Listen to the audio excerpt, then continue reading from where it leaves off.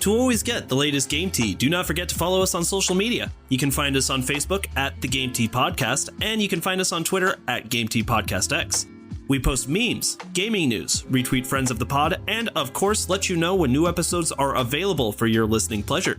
Links are all available in the description of this episode, so check them out after the show, and thank you so much for listening to the Game Tea Podcast.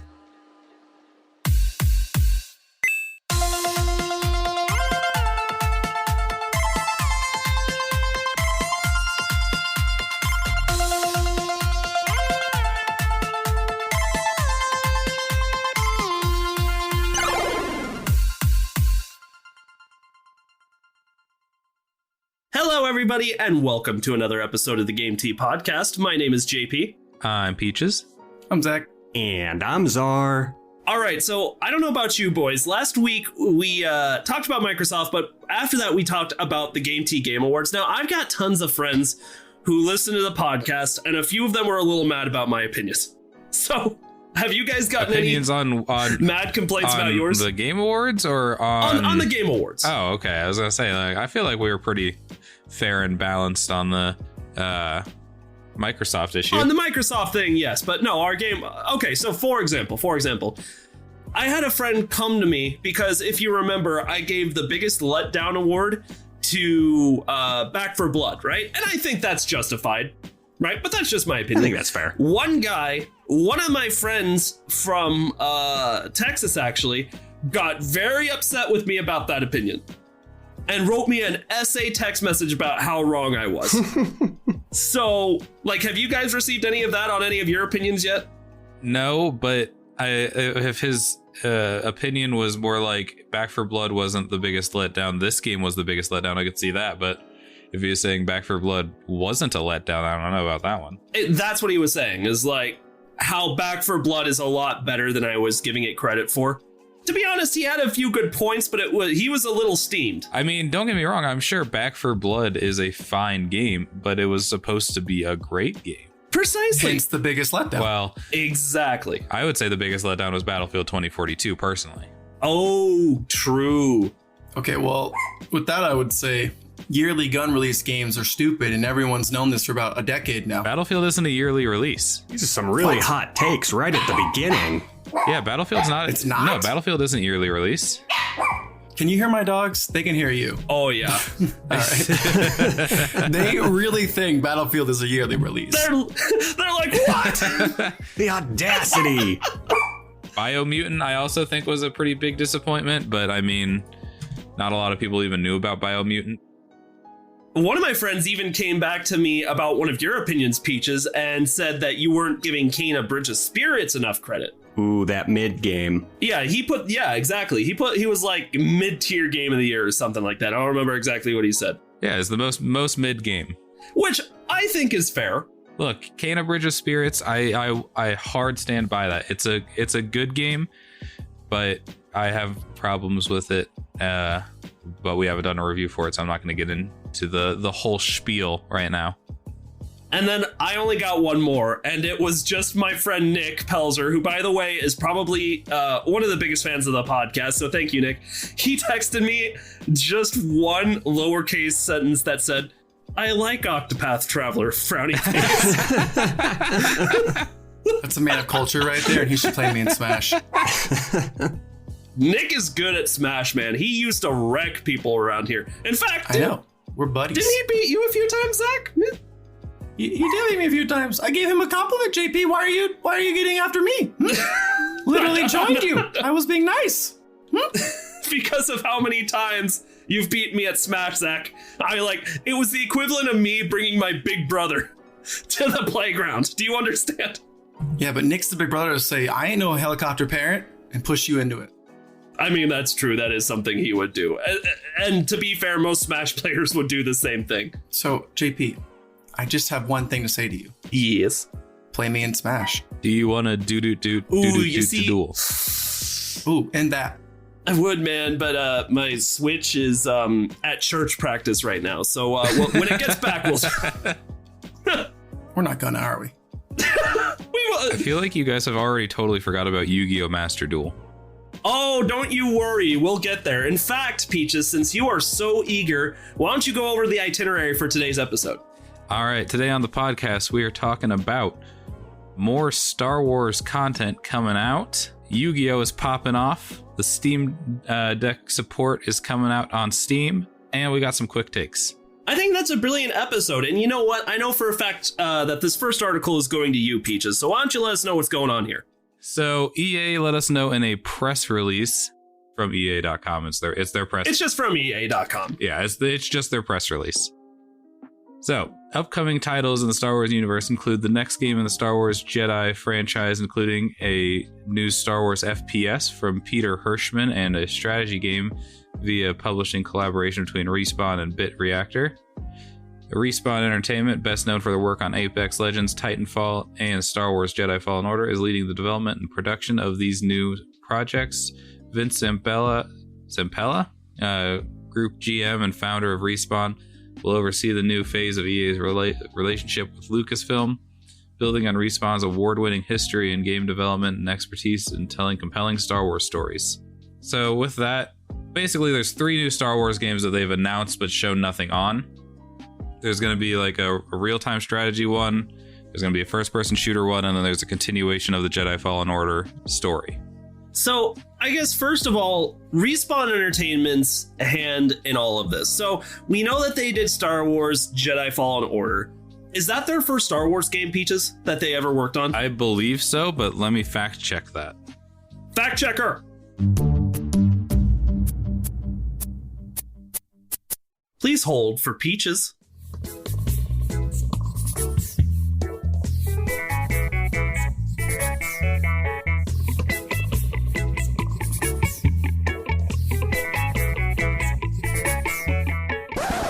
So they've worked on Apex Legends, Star Wars Jedi Fallen Order, Medal of Honor, Titanfall. Yeah, I only see Jedi Fallen Order as their only Star Wars project. I wasn't sure if they did Squadrons or not, but it doesn't look like it.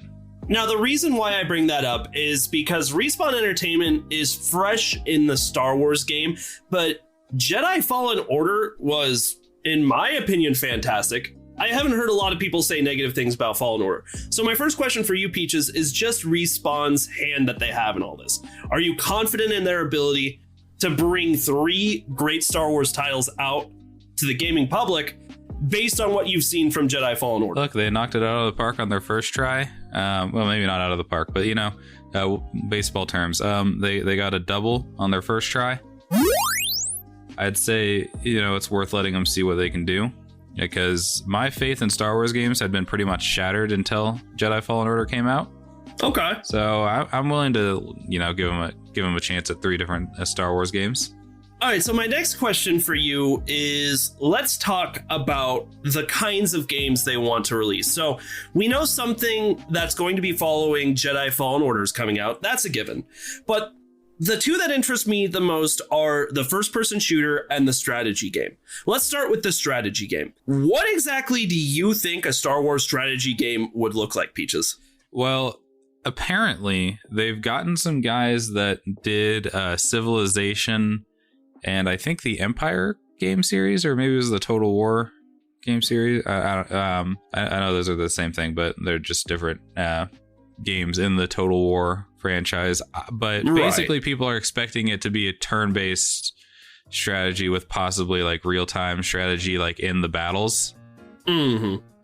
It's not going to be there's a really old Star Wars strategy game. I think it's like called Dark Forces or something like that.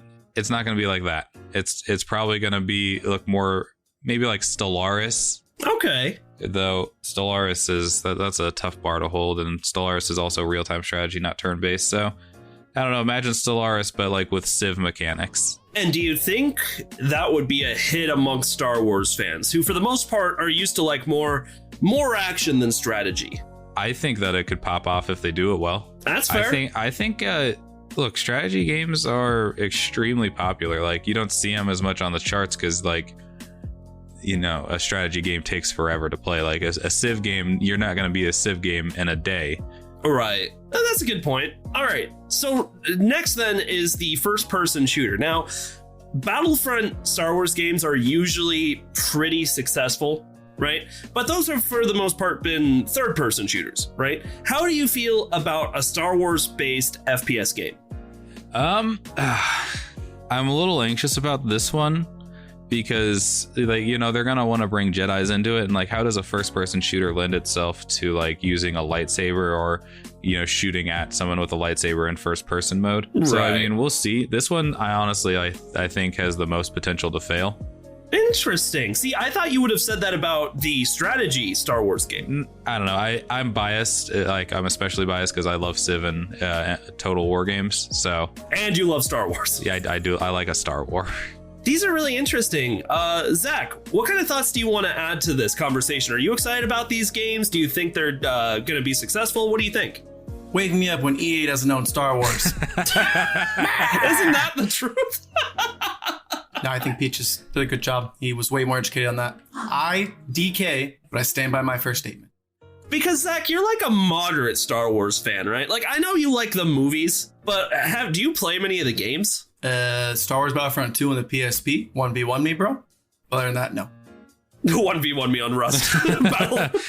What is it? Interventions on Rust. 1v1. A stormtrooper doing a 360 no scope. I mean, the stormtroopers don't need any help on missing their shots, so. Exactly. Czar, what about you? Are you excited for any of the titles here?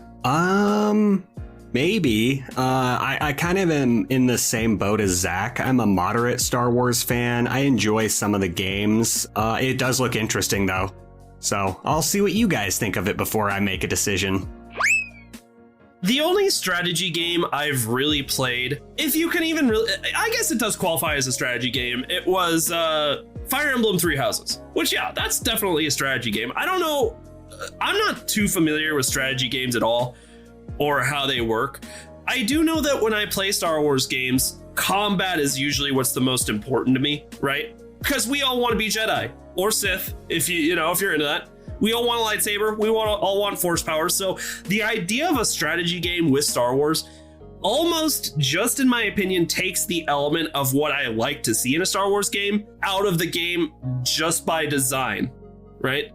All right, JP, let me combat your concern on that. So in the Total War Warhammer series, that you like, there are units in the game that are like wizards and witches and like dragons and like just single unit badasses. So I could imagine a world where like you I don't know, spend extra resources to like get a Jedi in your army, and like you can just like, you know, you can control him to an extent. Like in Warhammer, what you do is like you have all these abilities and you like, as they battle, you level them up.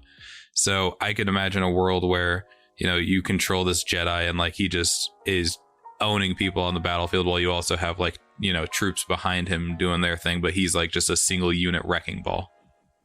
I didn't think of it like that. I mean, yeah. It is feasible, but when it comes to Star Wars games, like, the reason I play Star Wars games is to find my own sort of immersion and story within the world. And again, just on a personal level, even though you make a great point, I don't know if I'm going to find that same kind of immersion in a strategy version Star Wars game. But again, you make a great point. That makes me feel a little bit better. I mean, the honest truth is I'm more likely to pick up the new FPS Star Wars game than I am the strategy game, just because those are the kinds of games that I would prefer to play.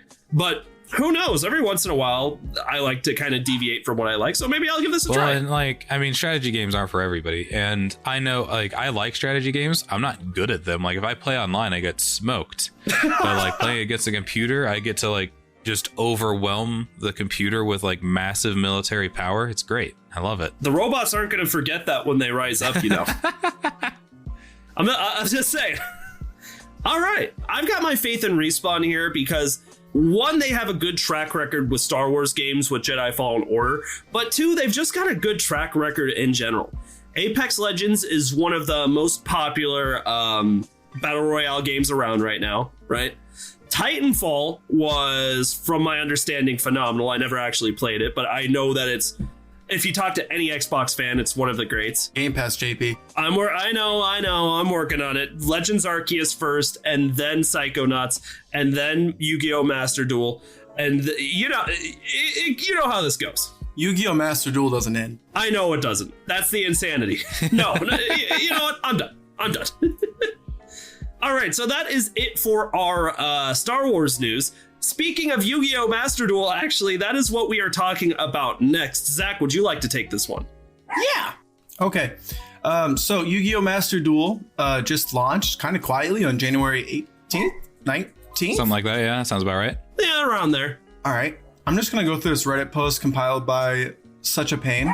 Fitting name. Yeah, like this isn't an actual article. This is literally just a Reddit post to talk about how popular this game is. All right. So Steam chart gives us that it has a all-time peak of over 250,000 people. Right on. And then 2 minutes ago, it had 130,000 players playing. So it just is popping off like you would expect Yu-Gi-Oh! To do. Before I go farther in, what are your guys' experiences with Yu-Gi-Oh? And that's totally not me stalling to wait for my dog to shut up. So I have very little experience with Yu-Gi-Oh! Games. I think I played like an old one back on the Game Boy. I think it was the SP. But beyond that, I don't think I've played any like Yu-Gi-Oh! Like actual like video games. I have more experience with the trading cards. Yeah, I mean, nothing beats the cards. It's nice having a tangible card in your hand. You know, it's like slinging some cardboard, you know? It feels powerful. You feel powerful. Like you're really about to send someone to the Shadow Realm, you know? You can feel like you're sending someone to the Shadow Realm. For me, I played Yu-Gi-Oh! Duel Links, which I know that before Master Duel, that was the most popular. I played Duel Links a little bit, but I hadn't touched it in a few years.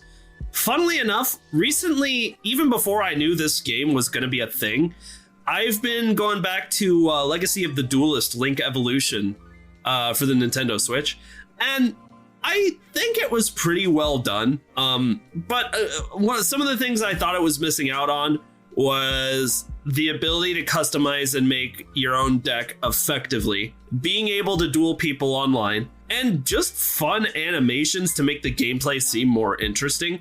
In other words, all of the things that Master Duel excels in. So, yeah. What about you, Zar? Have you picked this up yet? I actually have. It is free, by the way.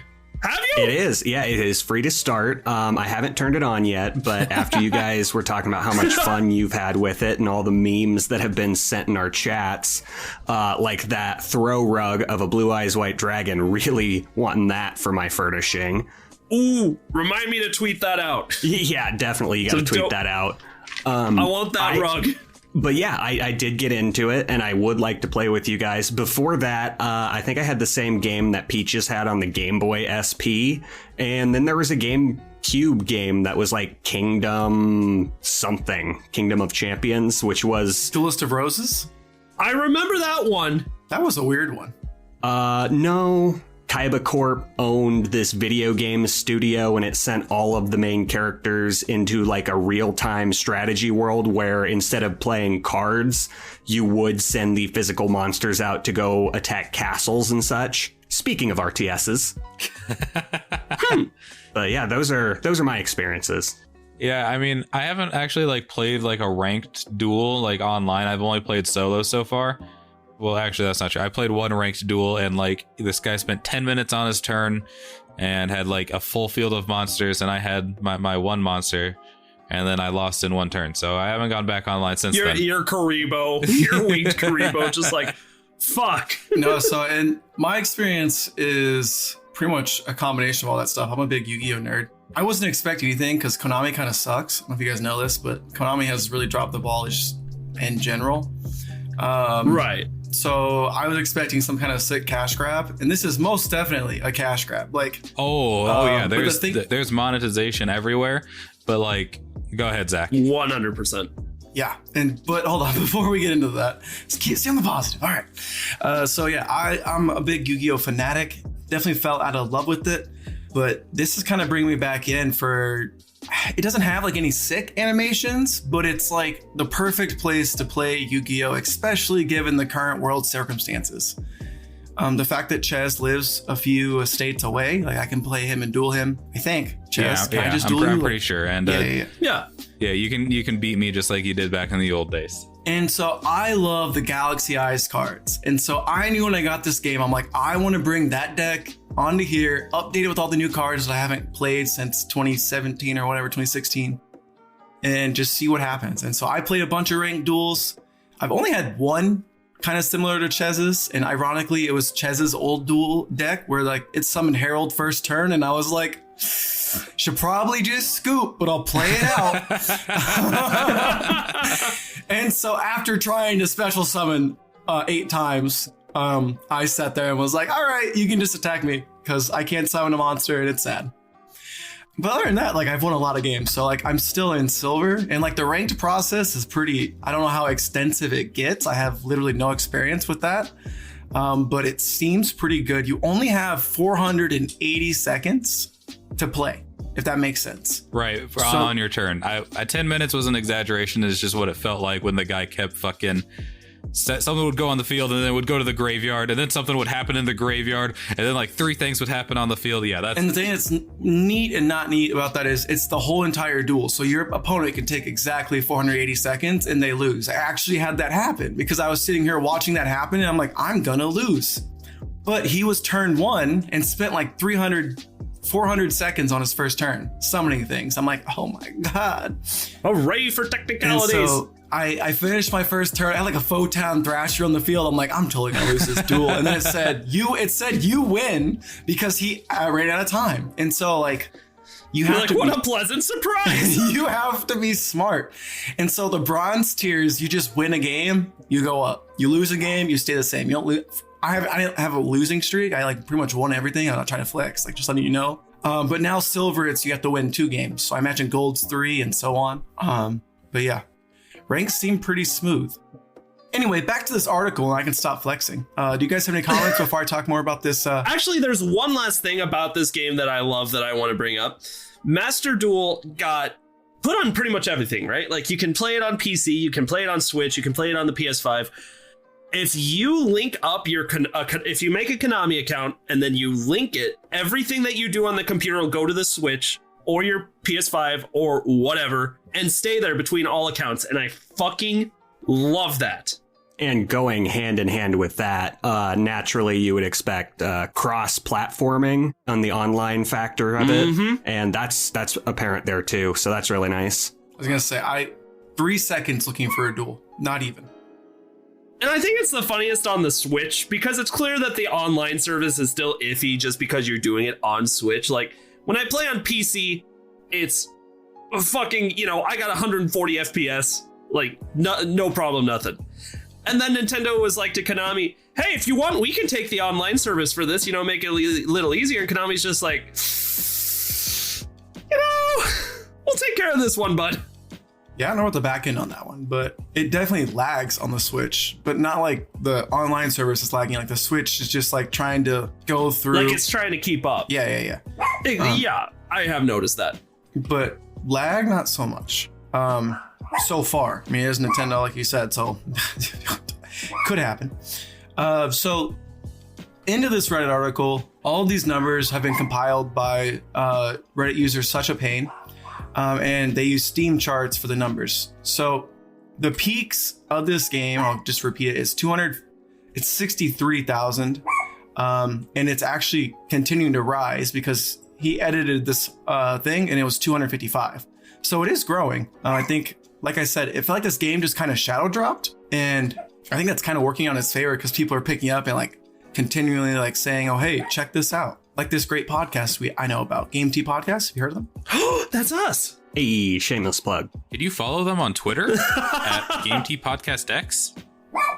Hey, I do. Ooh, where they post memes and things, let you know when new episodes are dropping? And beautiful pictures of Blue Eyes rugs. Yeah. Oh, of course. And so compared to other card games on Steam charts, Artifact Classic, which is the next highest, is at 60,000. And I could list the rest of these. I would just do the biggest ones. Magic Duels is 14. Magic 2014 is 14,000, sorry, not 14 players.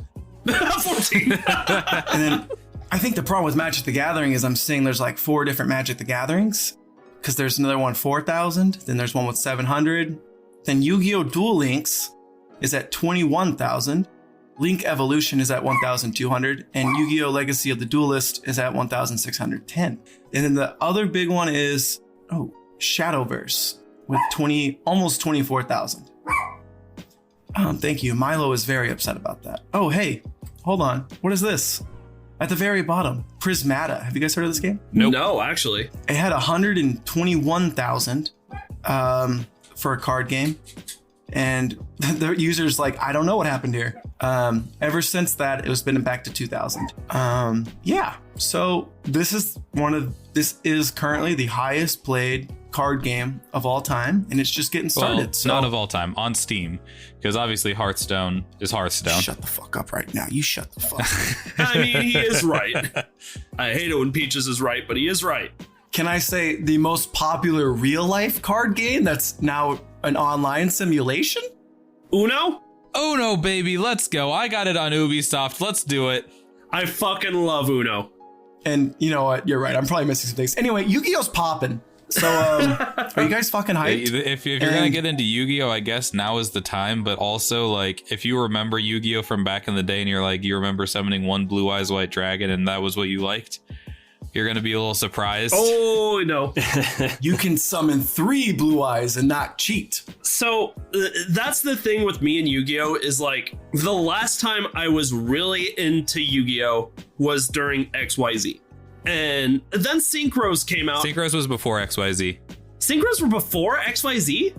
Yeah, Pendulums came after. Yeah, it's Pendulums and then Links after XYZ. Pendulums and Links. I do not understand Pendulums and Links. Neither does Konami.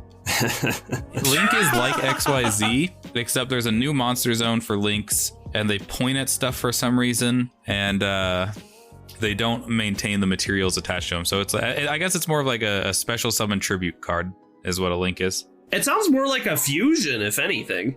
Well, you don't need you don't need a polymerization or anything to summon it. Is the difference? Interesting. Okay. And then Pendulums was straight busted. Pendulums is stupid. They fixed it. Oh, I hate Pendulums. I don't know how they fixed it, but apparently they fixed it. You could just vomit 5 cards on the field with Pendulums. Yeah, anything between the numbers that you placed on either end of the field was just free game. Yeah, I did not like that. I like that they made the game more interesting by figuring out how can you summon more monsters in a turn. But when you can literally fill your field with monsters in the first turn of the game, that's just not fun, in my opinion. Winning in the first couple of rounds is not fun. I like it, but I definitely see your opinion. Yeah, Zach likes to summon an 8,000 attack monster that beat sticks you on his first turn. Oh my god. So there's a new one, guys. When you use it, so you get the Prime Photon Dragon like normal. You remember that card? It's my favorite. It was blue. It was shiny. All right. Yes, I remember. And so you can discard this. It's called Galaxy Eyes Afterglow Dragon. And then when you discard it, it's like, I don't know if it's all battle damage done with this monster that was used for the XYZ summon is like doubled. But yeah, I've gotten some pretty... What the fuck? Right? I was like, no, this ain't real. This ain't real. And then I did it and I was like, what? So I've gotten like Zach. 12,000 damage to a person in one turn. I felt really bad. This guy like had his Luster Dragon out and I was like, oh, honey. Oh, honey. They probably uninstalled the game after that. They were just... Yo, fuck this guy. Dad Jokes is a dick, man. Fuck this guy. Realistically, though, I think Yu-Gi-Oh! Might be one of the more unique card games out there for the reason that there's so many different ways you can, like, engage with combos. That's what I do like about all the new ways to play. And it's especially since they nerfed the way pendulums work.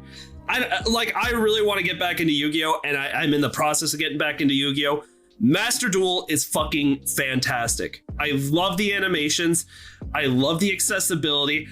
There's microtransactions, but you know what? We can let that pass if it doesn't make you that much better at the game. And I mean, technically, I guess it does make you better at the game, but whatever. I like it. So let's get into the microtransactions real quick, or as quick as we can before we move on. I agree. So the thing that's cool about Master Duel is at the beginning, they give you a ton of free gems. Like they give you like gems are the currency that they use. They give you a ton of free gems, like enough to build what you want to be your first deck. And so like have like a perfected first deck. After that, chances are you're gonna have to start spending money. You're still gonna get free gems, but it's not gonna be as many. It takes a while to collect the amount of gems you want to actually do stuff. After you like finish building your first deck, it's gonna take some time to build up if you want to stay free to play. Correct. But I don't know, like I think allowing microtransactions into the game is permittable in this case because it's like you said, Peaches, like they start you off pretty solid so that you can build a deck that you want to build. My problem with that, though, is like if you're an experienced Yu-Gi-Oh player, well, that's easy. You just build like amazing fucking deck. Galaxy Eyes. Like, yes, even when like we were dueling in like person to person, Zach's Galaxy Eyes deck it made me sad. It made me so sad. What deck did you use, JP? I can't even remember. So when you and I used to duel, Peaches, it was I had a fucking Crowler. Do you remember Crowler from Yu-Gi-Oh! GX? Yes. His like ancient gear monsters. I had that deck. That's right. Okay. And then Zach switched me over to a Cyber Dragon XYZ deck, which was at the time pretty fucking awesome. Cyber Dragons are cool. And to be honest, I kind of just want to rebuild that deck, except make it like actually able to compete in modern Yu-Gi-Oh, which is probably what I'm going to do. They've given it support. You can do that. Like they gave support to my fucking my Poker Night deck. That's wild. Right? So right now I'm looking at building a new Cyber Dragon deck, a really great Cyber Dragon deck. I also want to see if they've come out with a lot of Magician support. So like if there's a great Dark Magician deck out there. Yeah, there is. I'd love to look more into that. And I assumed that there was probably going to be. Probably not Dark Magician Girl, I'm sorry. Oh, Dark Magician Girl's going in the deck. Okay, just is. And yeah, I'm really excited about Master Duel. I think we're going to have a lot of fun. Plus, let's be honest, there's not a lot of times where there's a game all four of us are into. Right? It doesn't happen a lot. No, it does not. So Czar, get off your ass, build a deck, 1v1 me. Also, that GameCube game was called The Falsebound Kingdom. That's right. What were the cards you got in that? Do you remember? It was all Gen 1. Like there wasn't anything past like the 90s TV show or early 2000s TV show. Oh, by the way, JP, Ancient Gears have some support as well. I'm gonna look more into it, but like machine decks were pretty much, that's what I liked. That's what I like to do. All right, we've got one more article to really get into for today.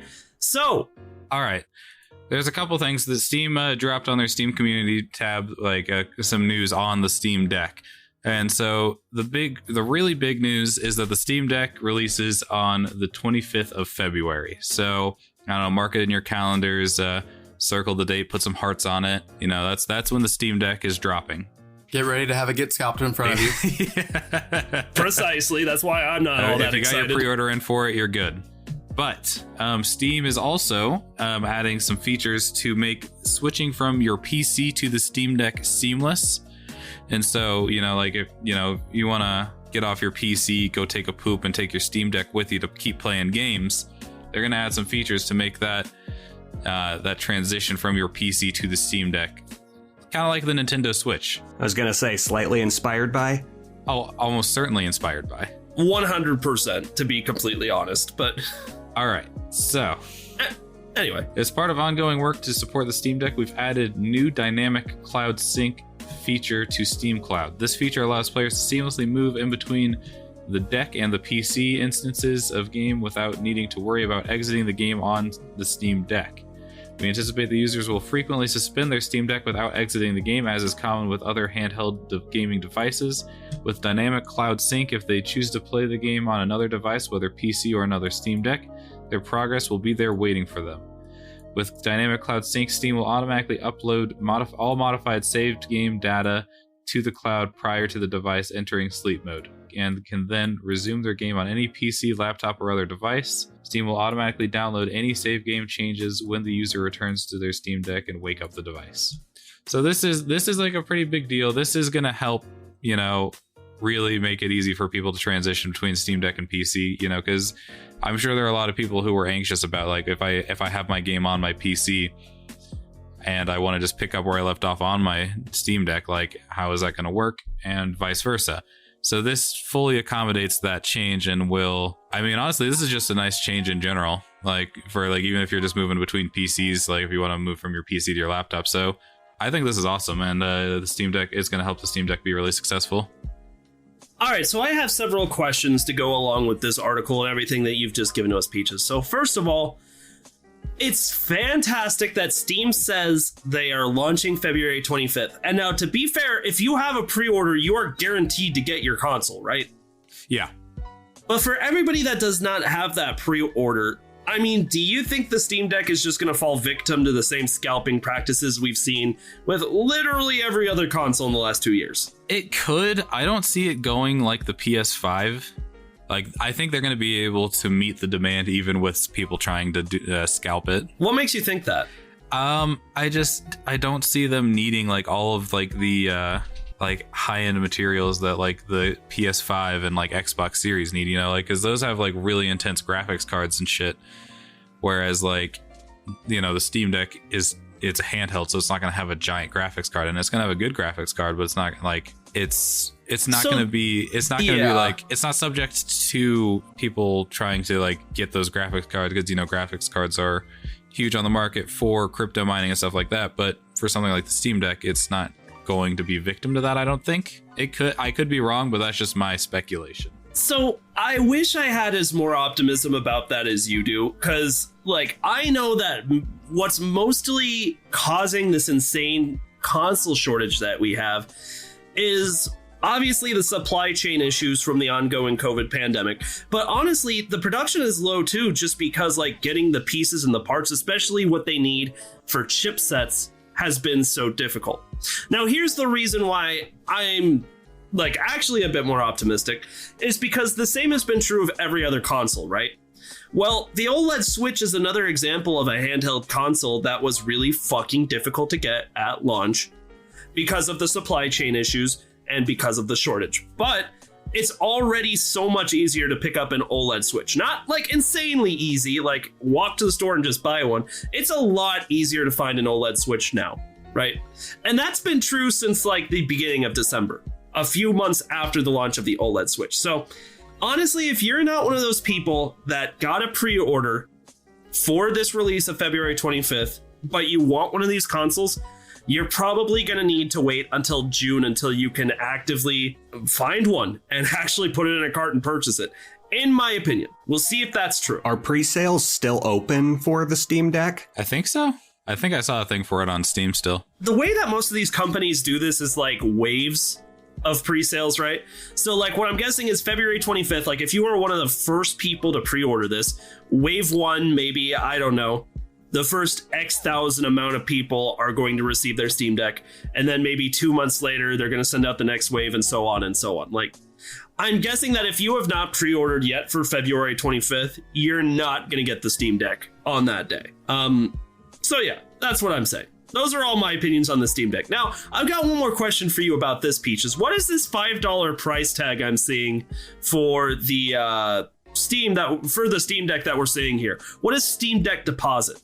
So that's literally like, that's just putting your name on a reserve for a Steam Deck device. Like, it's okay. Yeah, that's just like, you know how back in the day, you know, you would, when you pre-ordered games, if you didn't have the money all up front, you just like, you'd put $5 down and that put your name on there. It's the same as that. Okay. I wanted to make sure that they didn't charge for like any kind of service for actually like utilizing the Steam Deck with Steam, because that would be shady, even though it is $5. I just wanted to clarify that's not what they're doing. All right. Now, finally, with all of that said, is there anybody here who has legitimate interest in picking up a Steam Deck? Yeah, kind of. I mean, it'd be nice to be able to play my PC games when I go out of town, because, you know, I like popping into Omaha every now and again, and I'm obviously not able to carry my whole PC with me. Not yet. Yeah, I'm not. We can dream, though. I'm not strong enough. And you never will be.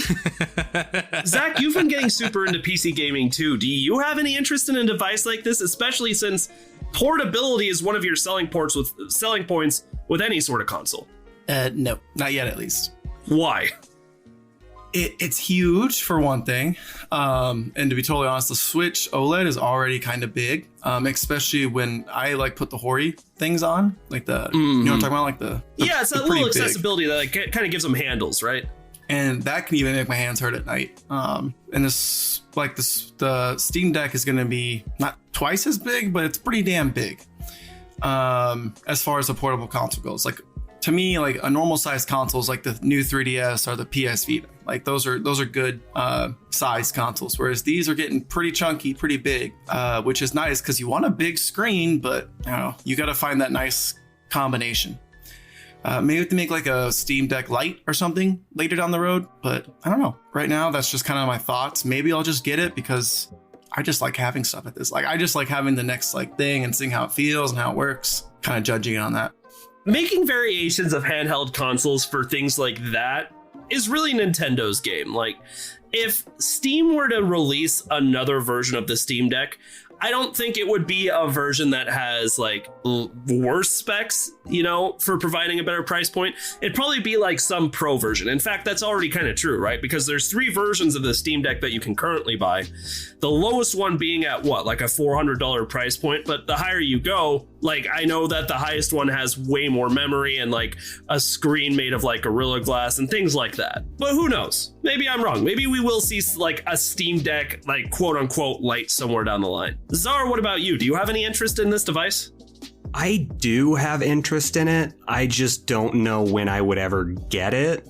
Mm-hmm. I don't play a lot of PC games right now, and the games I do play on my PC, I don't get through Steam. I use a lot of emulators and such. Oh. But I could easily see this being successful and definitely not the quote unquote Switch killer that all the memes have been saying on social media sites right now. Oh, goodness, no.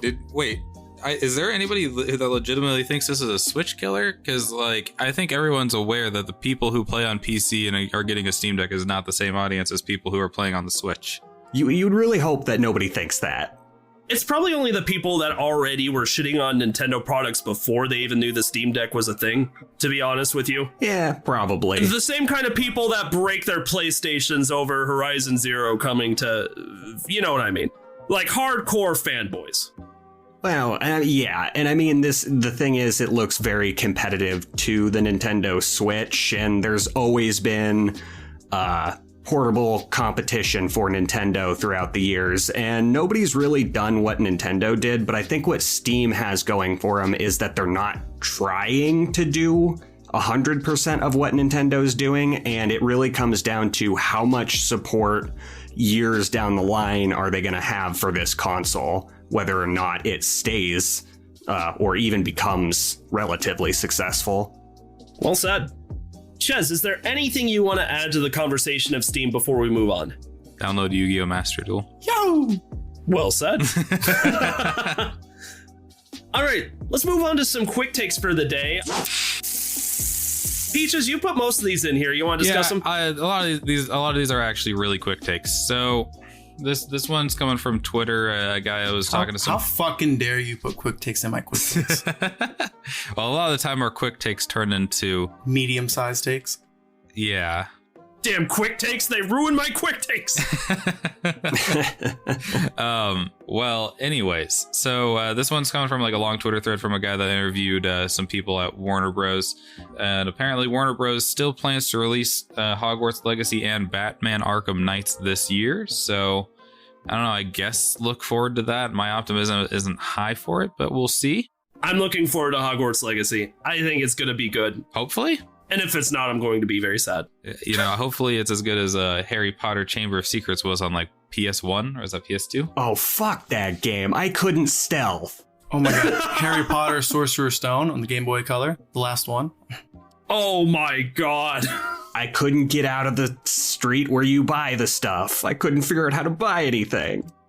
I was really bad at gnome tossing. Peasant. Anyways. Did anybody play the game that was included in the Chamber of Secrets DVD? It was like a video on demand where you used your remote control as the controller. I remember that, but I don't remember what happened in the game. You just fly the flying car through the forest of spiders, And anytime you die, it's just a terrifying spider jump. Jesus. Anyway. There's a new Crysis game in the works, and if you guys remember Crysis from like back in like high school, Crysis is known for having incredible graphics that will fucking push your PC to the limit. So keep an eye out for that one. And last but not least, Halo Infinite has officially had the best launch Halo has ever had. Fuck you, Czar. Yeah, I'm a second that one. 20 million people so far have played Halo Infinite. I wonder what exactly, maybe it was because Halo was bad for so long before it got good again. I wonder what made Halo Infinite like just really connect with people and make them want to play Halo again. Was it the gap? Was it? I don't know what it is. It was Craig.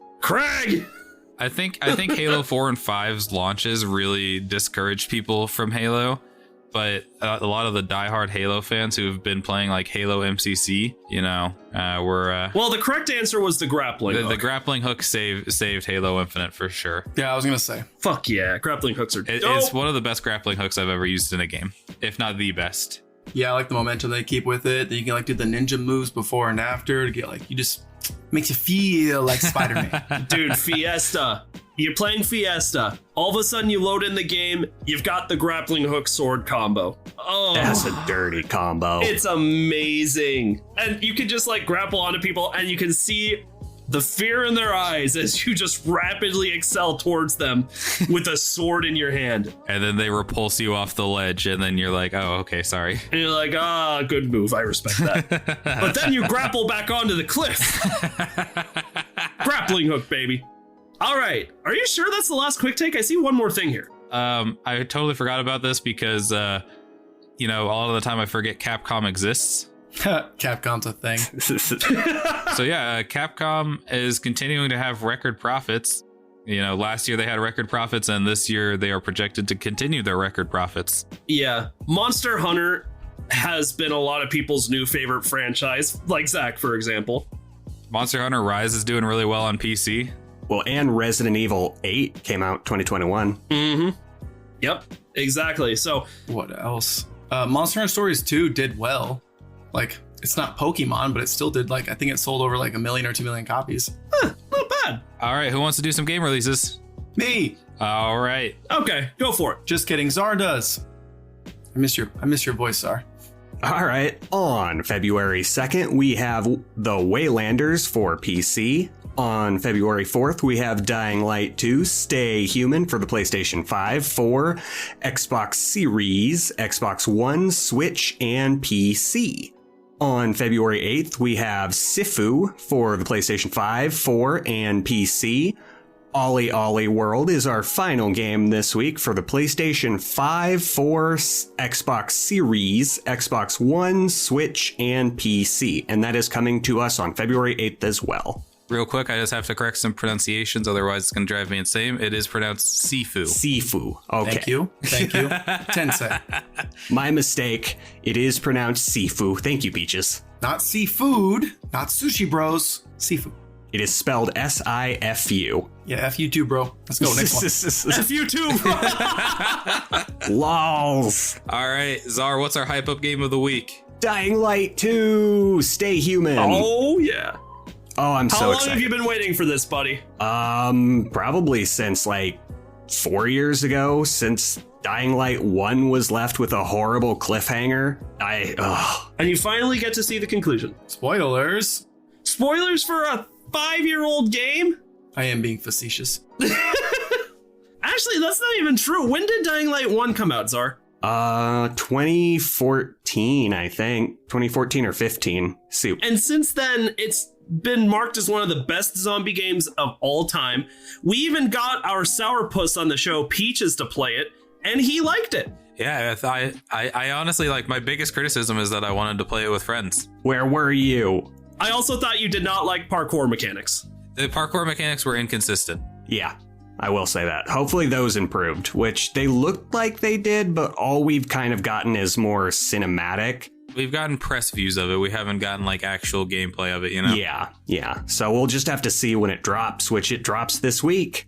By the way, a lot of people have been asking for our comments on Pokemon Legends Arceus. Well, Zach cannot wait to talk about it, but since all 4 of us are actually playing this game at the same time, and besides Yu-Gi-Oh, that doesn't fucking happen, next week, get ready for a small review on Pokemon Legends Arceus. I'm really looking forward to that. Zach, are you looking forward to that? I already did the script.